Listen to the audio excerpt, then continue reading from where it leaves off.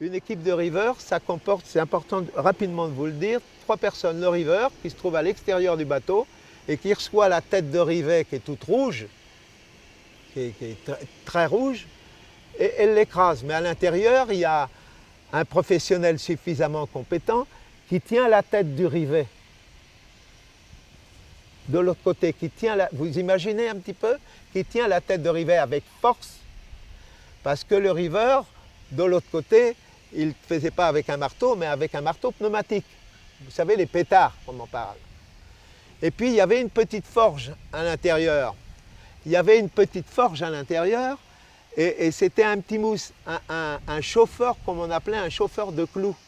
Et c'était un gamin, pratiquement qui pouvait avoir 11 ans. À l'époque, au début du siècle dernier, la scolarité, c'était pas plus loin.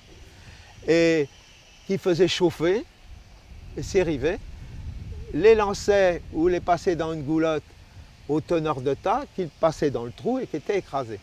C'était pas si simple parce que le travail était dur.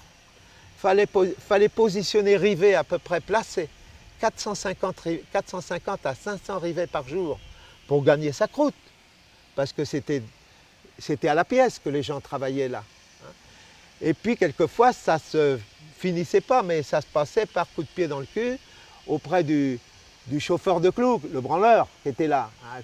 Mais qu'on aimait bien parce qu'il y avait une franche amitié après, parce que les gens étaient capables aussi de débrayer si le gars n'était pas suffisamment payé. Qu'il n'avait pas sa quote-part précisément au travail d'équipe de 3 riveurs. Donc ça s'est fait jusque dans les années 50-55.